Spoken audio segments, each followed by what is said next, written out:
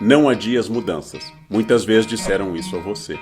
Todo final de ano, todas as pessoas praticamente fazem promessas de ano novo. Eu vou emagrecer, eu lerei mais, eu guardarei mais dinheiro, visitarei mais meus amigos, participarei mais de vida social, eu terei mais empreendimentos, etc, etc. Aí vem o dia 1º de janeiro, ressaca, dia 6 de janeiro, dia de Reis, o ano começa, vem carnaval, eu ainda penso, depois do carnaval, e por fim o ano se torna igual. Nós somos bons para estabelecer metas, somos bons para propósitos. Quase todo mundo, se parar para pensar honestamente, pode dizer assim: isso melhoraria a minha vida, e isso eu poderia transformar. Aquele hábito, se eu suprimisse, se eu eliminasse, eu teria mais felicidade. Por que é que eu sofro com tal procedimento? Quase todos nós temos essa questão. Então, o que há entre o dia 31 de dezembro e o resto do ano? O que existe que nos faz assim? O dia 31 de dezembro é o tempo ideal, o tempo da utopia, o tempo do futuro. O ano se apresenta à nossa frente. Quando chega o ano real, o amanhecer do dia 1º de janeiro, começa o mundo não mais ideal, mas o mundo cotidiano, o mundo do trabalho, do estudo, o mundo da família, o mundo das incomodações, o mundo do desgaste, do cansaço. E eu começo a adiar. Os americanos usam muito, nós um pouco menos, uma palavra bastante sofisticada: procrastinar. Quem é o procrastinador? É aquele que adia sistematicamente. Tem até um desvio psíquico. Procrastinador crônico é aquela pessoa que não consegue fazer ou faz na chamada 1/10 hora, ou seja, quando o prazo está estourando, porque ele vicia na adrenalina do prazo se esgotando. É aquela pessoa que entrega o imposto de renda faltando 15 minutos para a Receita fechar o site. É aquela pessoa que chega atrás do professor na escola com o trabalho. O professor sai ao meio-dia, chega às 5h, com o trabalho que fez a manhã inteira, apesar do trabalho ter sido prescrito há meses. É aquela pessoa que deixa para pagar o boleto faltando 5 minutos para o banco fechar ou pouco para o sistema bancário se encerrar. O procrastinador vicia na adrenalina daquilo que é adiado. Em primeiro lugar, existem indicações para a gente conseguir combater. Em casos graves de procrastinação crônica, o ideal é procurar um profissional que vai notar em você quais são os gatilhos com os quais você adia o que deve fazer. O procrastinador crônico tem defesas contra a ideia estratégica de fazer a tempo ou até antes do tempo. O procrastinador crônico tem uma doença que o defende disso. Por isso que um bom profissional da área de psicologia, psicanálise, é aquele que vai lhe indicar quais são seus mecanismos internos de defesa, mecanismos que fazem você acabar se comportando de uma forma errática, de uma forma de procrastinação. Então, se o seu caso é grave, se você faz isso sistematicamente, se você já foi punido financeiramente, já perdeu prazos, já fez tantas coisas que isto se tornou um problema e não consegue resolver, a minha indicação é: procure um profissional. Em todos os casos graves de transtornos obsessivos, compulsivos, toques, etc., o ideal é o procrastinador procurar um profissional. Mas vamos falar não dos casos graves que demandam a atenção de um psicólogo, de um psicanalista. Vamos falar dos casos comuns. Quase todos nós adiamos um pouco aquilo que não queremos fazer ou que não nos causa muito prazer. Damos mais um tempinho na cama, adiamos uma limpeza, mas fazemos rapidamente aquilo que demanda menos esforço. Maratonar uma série, por exemplo. Com tudo isso, é preciso insistir que eu devo estabelecer metas realistas e não muitas. O cérebro se acostuma com o fracasso. Estabeleci 15 metas de ano novo, não cumpri nenhuma, o cérebro vai lhe dizer, com o passar dos anos, que aquelas metas são falsas, tanto faz o que você fica comprometido, que não vai cumprir nenhuma, então o cérebro nem se esforça para fazer uma coisa assim. Seu cérebro é uma máquina que pode ser parcialmente programada. Então eu recomendaria, em primeiro lugar, metas realistas. Vai perder peso? Não estabeleça chegar em 1 ou 2 meses a forma perfeita. Estabeleça uma meta realista. E quando você atingir essa meta realista, no mês de janeiro eu quero perder 2 quilos e eu atingir, você comunica a você mesmo que você atingiu uma meta, que você é uma pessoa que cumpre essa disposição, que você pode agora no mês de fevereiro estabelecer mais uma meta. Nada de estabelecer o corpo perfeito em 15 dias ou em 30 dias. Metas mais realistas. Nada de dizer que neste verão você vai aprender inglês fluente. Nada de dizer que você vai resolver nos próximos 15 dias todos os seus problemas de redação em português. Nada de falar que daqui até segunda-feira você vai dominar perfeitamente aquele software que você fica enrolando há tanto tempo. Estabeleça metas realistas. É melhor menos cumprido e mandando ao cérebro a mensagem e recompensando a você mesmo por ter atingido a sua meta do que estabelecer metas ousadíssimas, vastas, que você nunca vai conseguir e vai se acostumando com o fracasso, porque o fracasso vicia. O fracasso é algo que permite que eu não faça mais nada. Eu não dei certo mesmo, meu corpo é assim, eu não vou conseguir mudar, eu nunca aprendi inglês, eu não consigo ler sistematicamente, eu não consigo guardar dinheiro. O fracasso vai liberar de qualquer esforço. O fracasso, com frequência, não sempre, e para quem não ouviu ainda, não sempre, o fracasso é, por vezes, uma zona de conforto. Ou seja, se eu não preciso mais obter nada, se eu não vou mais crescer, evoluir, me transformar, se a minha zona de conforto é o meu limite total de reino, para que fazer alguma coisa? Por que tentar algo? Eu sempre estarei lá, no mesmo lugar fracassado.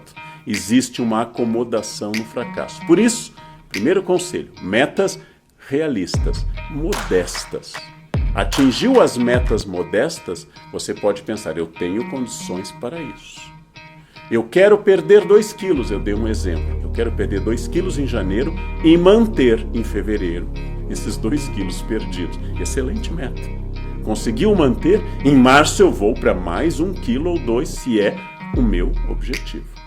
Eu quero agora fazer a seguinte meta. Entre 2021 e 2023 eu vou aprender inglês. 2 anos é um bom prazo para uma língua. É um prazo mínimo para você estabelecer alguma fluência. Qual é a condição financeira que eu tenho para curso? Qual é a condição de tempo? Qual é o meu ritmo de aprendizagem? Vou estabelecer que no primeiro semestre eu quero fazer um curso via internet, por exemplo. São em geral mais baratos. Ou eu posso fazer com um professor particular.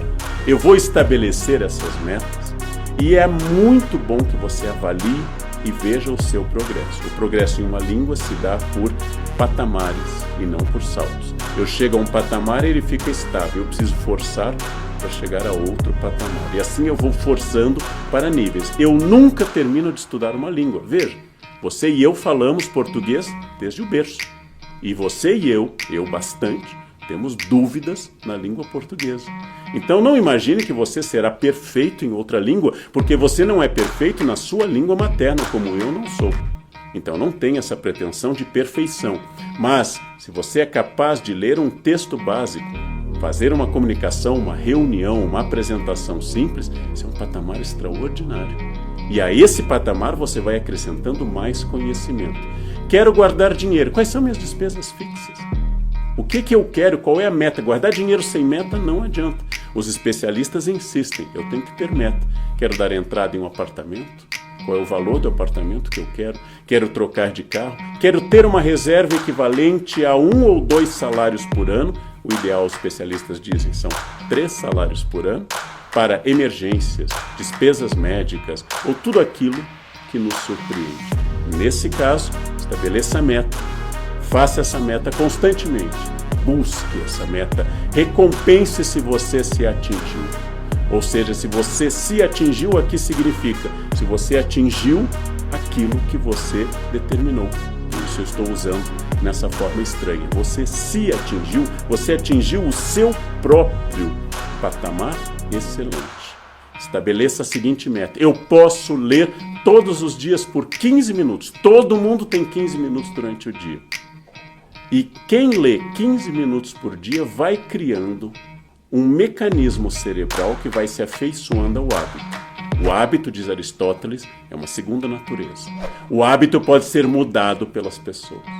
O hábito resiste, mas o hábito pertence àquele que o criou, o seu cérebro. E você pode então estabelecer um novo hábito. É claro que seu cérebro também é uma máquina de desculpas. O primeiro dia você leu 15 minutos, o segundo você se entusiasmou, leu meia hora, no terceiro você arrebentou a boca do balão, leu uma hora inteira, maravilhoso. No quarto dia você está cansado e o seu cérebro, já que ontem eu li uma hora, hoje eu não vou fazer. Não faça isso. Estabeleça uma meta modesta, 15 minutos por dia. Quantas páginas você lê em 15 minutos? Qual é o texto que você vai começar? Se é literatura, pegue um conto. Se é romance, escolha um romance agradável e insista. Vá até o fim, anote as suas dúvidas, pense no que você leu.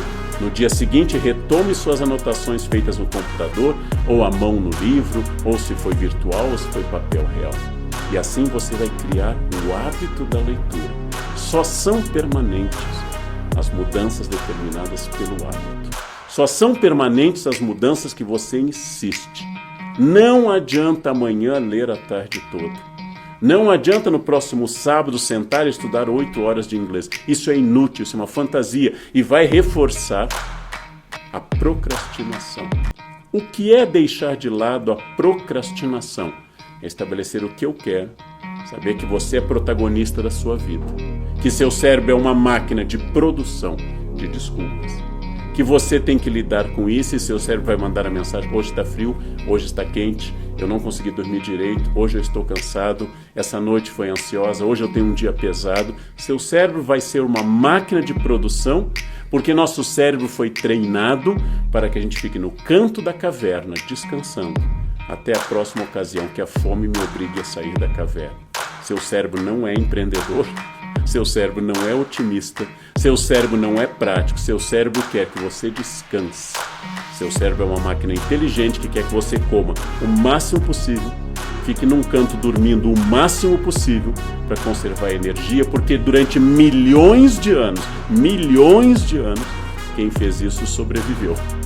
E aqueles que saíam pelos campos felizes eram devorados pelo tigre de dentes de sabre, ou morriam de fome, ou não conseguiam chegar até a próxima caçada ou coleta de raízes e sementes. Então, seu cérebro foi treinado assim. Eu posso fazer diferente.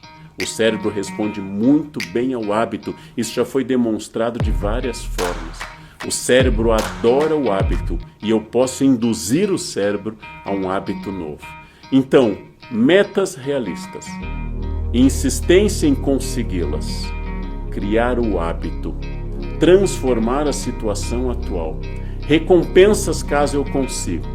Ou seja, não vou gastar nada que seja fora da planilha até conseguir tal valor. Conseguindo tal valor, eu me presentei com algo modesto como recompensa. O cérebro adora recompensas. Eu vou perder 2 quilos se eu conseguir isso, eu vou fazer uma refeição pisando na jaca, apenas uma. E depois eu vou continuar com essa meta. O cérebro adora tudo isso. E as grandes metas são atingidas com mudança de comportamento e não com mudança de horário de um dia. Qual a diferença entre vencedores e perdedores? Quem conseguiu introduzir bons hábitos, quem conseguiu dirigir sua inteligência para mudança, quem conseguiu transformar sua vida de tal forma que agora se tornou senhor do seu destino.